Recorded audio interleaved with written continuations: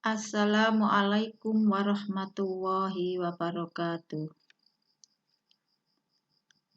Apa kabar anak-anak?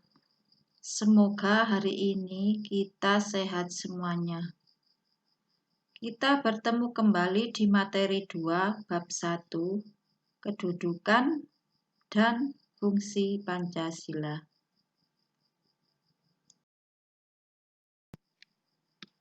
Materi 2 hari ini adalah arti penting Pancasila sebagai dasar negara dan pandangan hidup.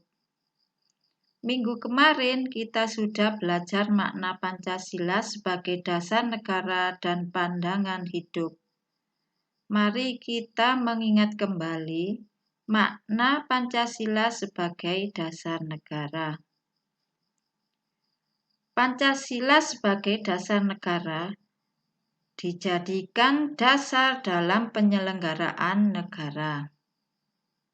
Selanjutnya, makna Pancasila sebagai pandangan hidup adalah Pancasila dijadikan pedoman dalam bertingkah laku dalam kehidupan bermasyarakat, berbangsa, dan bernegara.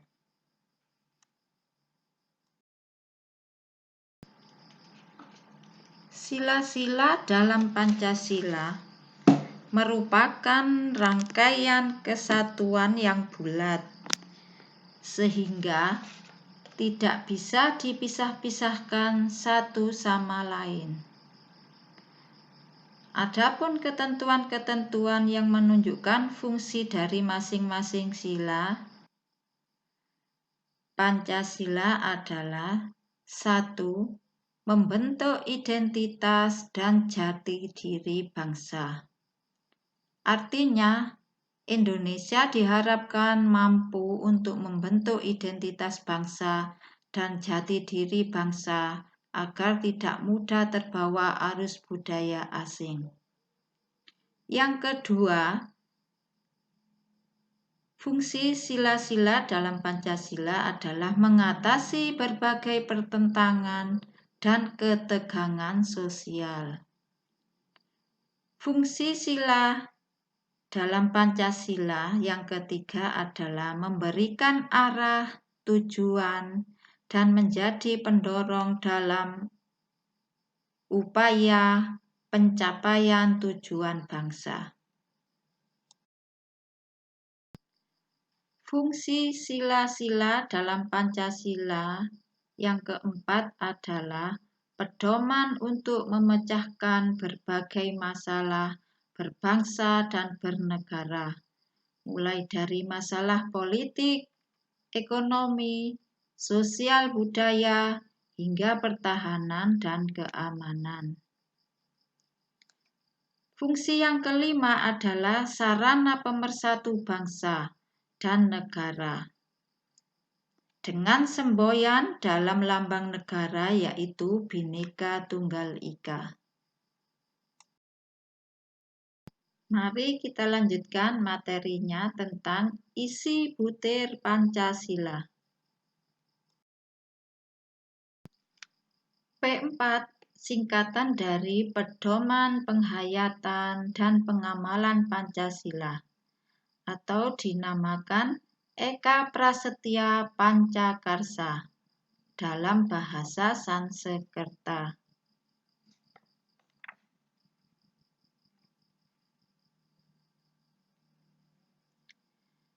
Kita pisah-pisahkan dari kata Eka Prasetya Pancakarsa. Yang pertama adalah Eka, artinya satu atau tunggal. Prasetya artinya janji atau tekad.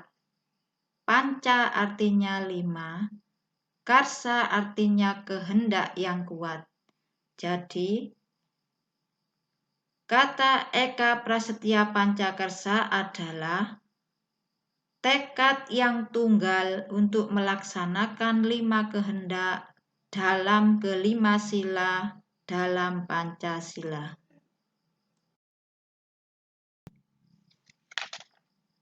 Pancasila adalah sebuah sistem yang lengkap, yang terdiri dari input, proses, output yang berasal dari sila-sila Pancasila tersebut.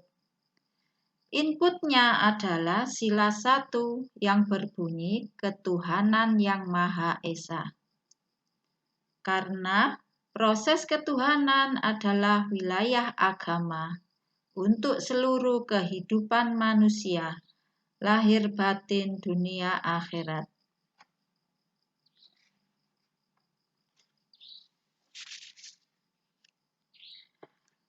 Untuk proses terdiri dari sila kedua, ketiga, dan keempat. Yang didefinisikan sila kedua menghidupkan kembali budi pekerti yang diajarkan sejak usia dini.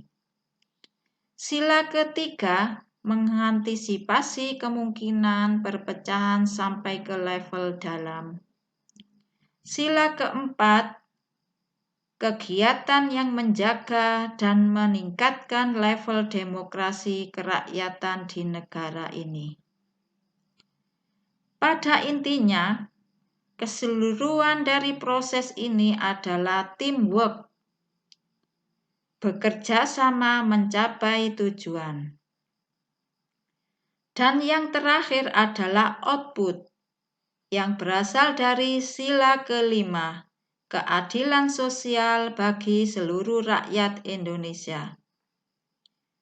Pilihan keadilan sebagai output sangat tepat. Keadilan jauh lebih berat ditanggung dibanding kemakmuran. Apabila keadilan sudah ditegakkan, maka kesejahteraan dan kemakmuran akan menyusul. Apabila kemakmuran yang didahulukan, maka keadilan belum tentu akan tercapai. Mempertahankan Pancasila berarti mempertahankan NKRI. Jika ada yang ingin mengganti Pancasila, berarti mengancam keberadaan negara Indonesia. Mempertahankan Pancasila merupakan tanggung jawab bersama antara pemerintah dan rakyat Indonesia. Dan mempertahankan Pancasila dilaksanakan dengan melaksanakan nilai-nilai Pancasila dalam kehidupan berbangsa dan bernegara yang telah disarikan dalam butir-butir Pancasila.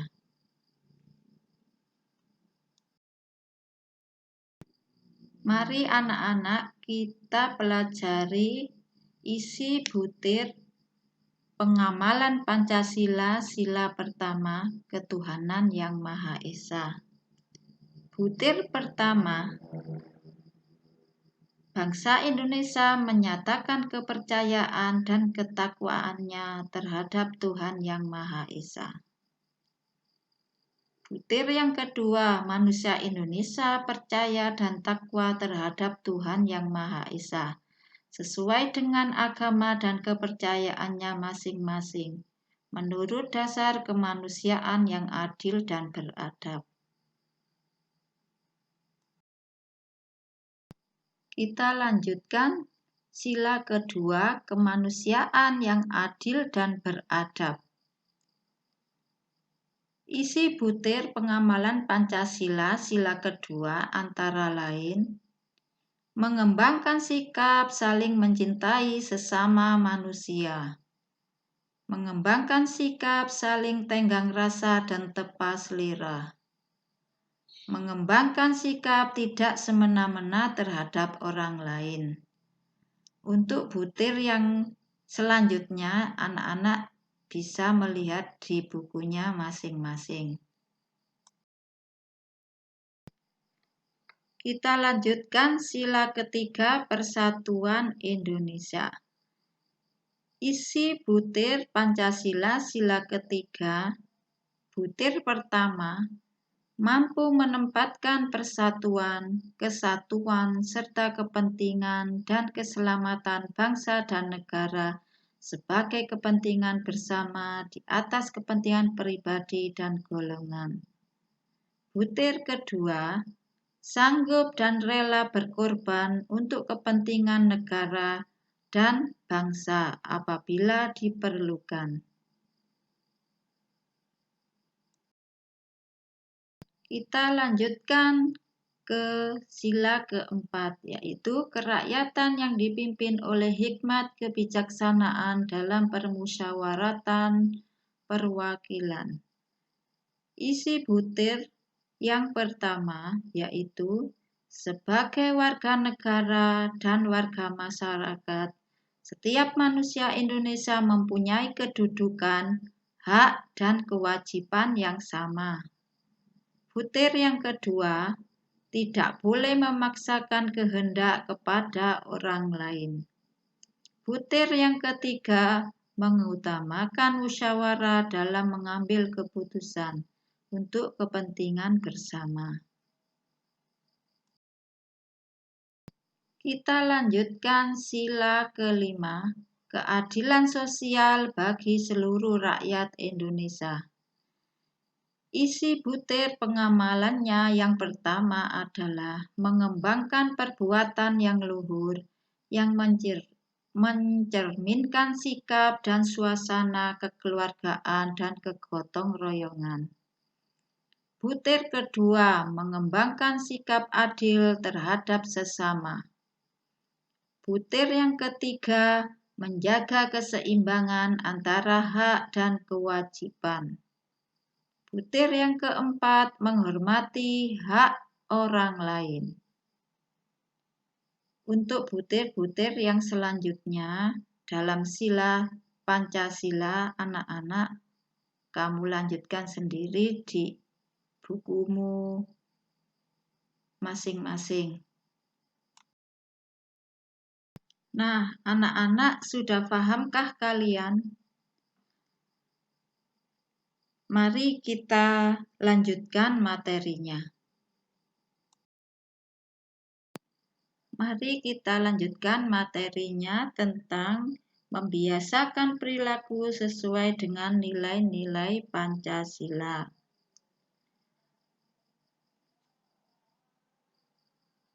Di lingkungan keluarga dulu, contohnya adalah berbakti kepada orang tua. Orang tua menyayangi dan mendidik anak-anak, saling menghormati sesama anggota keluarga, saling menyayangi dan melindungi anggota keluarga, dan saling membantu sesama anggota keluarga.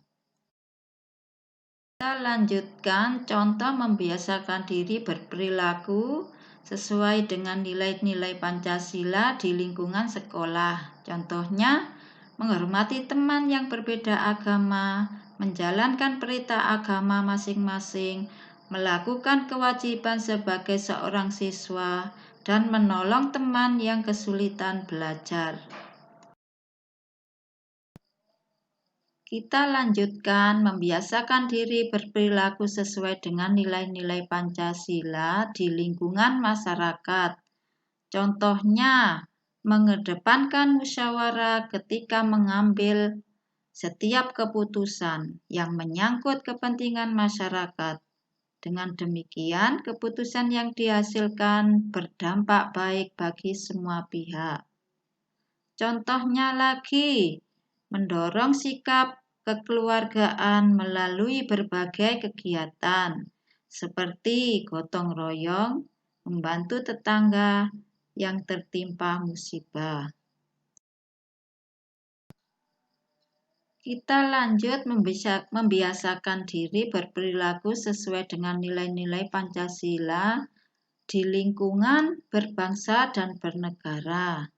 Contohnya, memberikan bantuan pada korban bencana alam dalam berbagai bentuk, uang, pakaian, makanan, dan bantuan psikologis. Atau tidak membeda-bedakan suku, agama, adat, dan ras dalam pergaulan sehari-hari. Menggunakan bahasa Indonesia dengan baik dan benar. mencintai produk-produk dalam negeri. Nah, anak-anak, materi hari ini telah selesai. Sampai jumpa di pertemuan selanjutnya.